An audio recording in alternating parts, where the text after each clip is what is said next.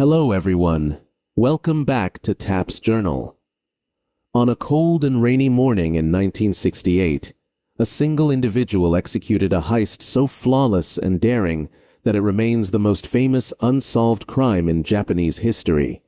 Without firing a single shot or using any physical violence, a man dressed as a police officer convinced 4 bank employees to flee their vehicle before driving away with nearly 300 million yen.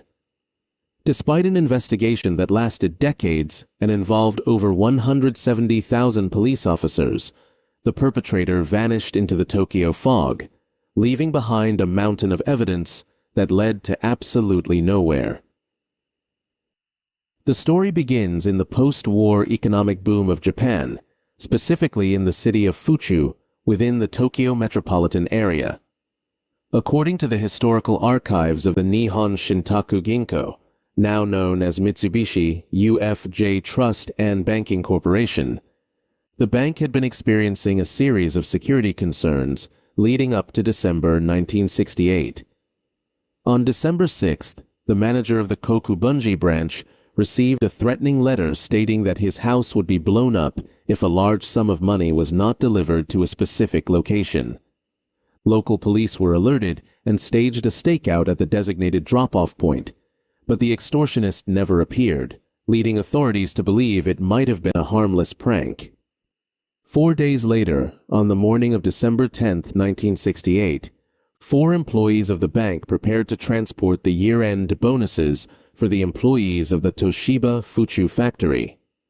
Based on the official transport logs, the vehicle was a dark blue Nissan Cedric, containing 3 metal duralumin trunks filled with cash totaling exactly 294,307,500 yen. This amount was staggering for the time, equivalent to several billion yen in today's currency, or roughly 800,000 US dollars in 1968 values.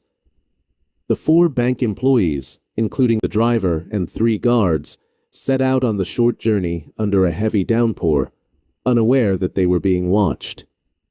As the Nissan Cedric traveled along the wall of the Tokyo Fuchu prison, a motorcycle officer suddenly appeared behind them and signaled for the car to pull over. The driver, believing it was a routine traffic stop, or perhaps related to the recent bomb threats, immediately complied and brought the vehicle to a halt. According to the sworn statements of the 4 employees provided to the Tokyo Metropolitan Police, the officer was wearing a white helmet, goggles, and a standard police uniform. He approached the car with a sense of urgency, shouting that the bank manager's house had just been blown up and that they had received a report that dynamite was planted on the transport vehicle. The psychological impact of the previous threats played perfectly into the perpetrator's hands as the bank employees panicked. The officer ordered everyone to exit the vehicle immediately and take cover behind the prison walls while he inspected the underside of the car. From their position several meters away, the employees watched as the officer crawled beneath the chassis to search for the alleged explosive device. Suddenly, a burst of smoke and orange flames erupted from beneath the car, causing the employees to scream in terror and scramble further away. The officer shouted that it was about to explode and that he would drive the car to a safe distance to protect them. In a display of apparent heroism, the officer climbed into the driver's seat of the Nissan Cedric and sped away from the scene, leaving the smoking area behind. The 4 bank employees stood in the rain, waiting for the explosion that never came and watching as their hero disappeared around a corner. It was only after several minutes of silence that they approached the spot where the car had been parked to investigate the source of the fire. According to the forensic report filed by the first responding officers, they found a spent warning flare commonly used by highway patrols, but no trace of any actual dynamite. The realization that they had been robbed did not hit the employees until they looked closer at the motorcycle the officer had left behind. Upon inspection, they noticed that the white motorcycle was not a standard police issue vehicle, but a regular Yamaha Sport 350 that had been painted white with a household brush. The police siren was actually a painted megaphone, and the various equipment boxes were merely wooden crates glued to the frame. By the time the actual Tokyo Metropolitan Police Department was notified, the thief had a significant head start, and the Nissan Cedric was nowhere to be found. The police response was immediate and massive, resulting in the largest manhunt in the history of the nation. According to the National Police Agency records, roadblocks were established across all major exits of Tokyo within 60 minutes of the report. However, the thief had meticulously planned his escape route to avoid the primary arteries of the city. The abandoned Nissan Cedric was discovered a short time later in a quiet residential area, but the 3 metal trunks containing the 300 million yen were gone. Forensic teams descended on the vehicle, hoping to find fingerprints or hair samples, but the thief had been careful to leave very little behind. One of the most frustrating aspects for the investigators was the sheer volume of physical evidence left at the primary crime scene and the secondary vehicle. According to the evidence logs, the perpetrator left behind 120 items, including the fake motorcycle, the helmet, the goggles, and several stolen vehicles used for the getaway. The helmet was a common brand sold in thousands of stores, and the motorcycle had been stolen days prior from a nearby neighborhood. Despite having so many physical objects to analyze, the police found that almost every item was mass-produced and impossible to trace to a single individual. The police then turned their attention to the composite sketch of the suspect, which would eventually become an iconic image in Japanese true crime.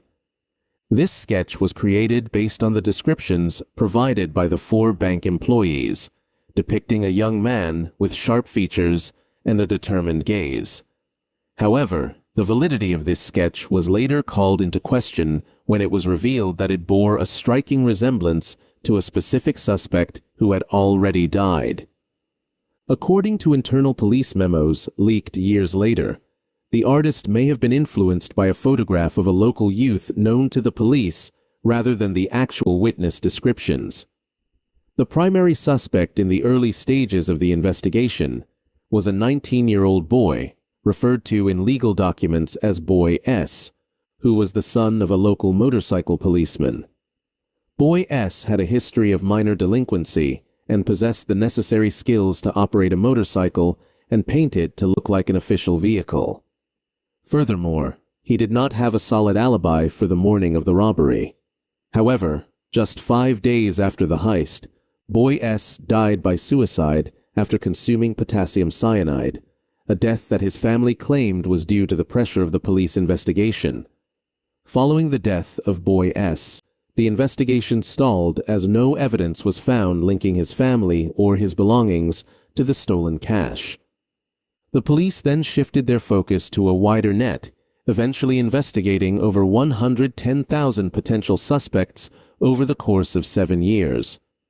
According to court trial archives regarding the insurance claims, the police even monitored the bank accounts of thousands of individuals to see if anyone suddenly deposited a large sum of money. Not a single yen from the 300 million was ever recovered, and not one of the recorded serial numbers ever appeared in circulation anywhere in the world. Another significant suspect emerged years later, a man who had worked as a driver and had intimate knowledge of the bank's transport routes. This individual reportedly possessed a large amount of money shortly after the robbery and purchased a luxury apartment, but he claimed the funds came from a successful gambling streak. According to the surveillance logs of the Special Task Force, they followed this man for years, but could never find a definitive link to the Fuchu heist.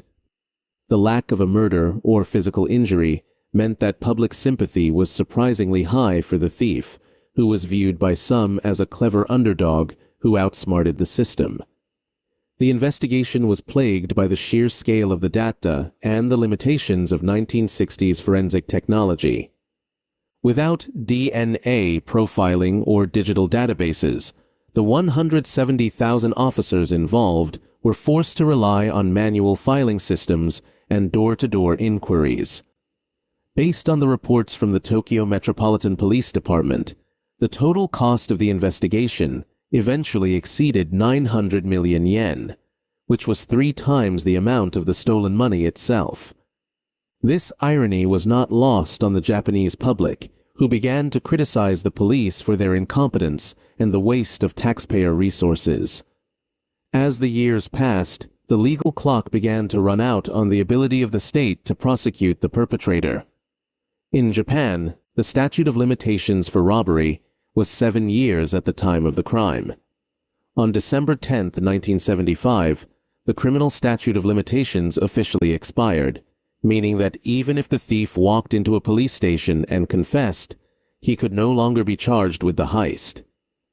According to the Ministry of Justice records, the case remained technically open for civil liability for another 13 years, but that too expired in 1988, marking the total legal end of the case. The mystery of where the money went remains one of the most debated topics in Japanese forensic history. Some theorists suggest the money was moved overseas, while others believe it was buried or destroyed to prevent the serial numbers from being tracked. According to intelligence reports from private investigators hired by the insurance companies, there is a possibility that the thief was not a lone actor, but part of a small, highly disciplined cell that practiced extreme operational security. Regardless of the theory, the fact remains that 300 million yen vanished into thin air without leaving a single verifiable trail. In the decades following the expiration of the statute of limitations, several individuals have come forward claiming to be the thief or to know his identity, but none have provided proof. Forensic experts have revisited the 120 pieces of evidence with modern technology, but the passage of time and the degradation of the samples have made new discoveries nearly impossible. The case has inspired countless books, movies, and television dramas, cementing its place as a legendary piece of Japanese folklore. It stands as a reminder of a time when a simple flare and a painted motorcycle could baffle the most sophisticated police force in Asia. The 1968 Fuchu robbery remains a testament to the power of psychological deception over brute force in the world of high-stakes crime. It was a heist characterized by its bloodless execution and its perfect timing, occurring at the exact moment when the police were most vulnerable to a well-orchestrated ruse. While the perpetrator may have taken the secret of his success to the grave, the legacy of the man on the white motorcycle continues to haunt the archives of the Tokyo Metropolitan Police. The case serves as a definitive example of how a mountain of physical evidence can still result in a total investigative vacuum when the human element is masterfully manipulated. Maybe that is all the mystery we can investigate this time, and do not forget to click subscribe and like this channel so you do not miss other crime mysteries. See you in the next unsolved case.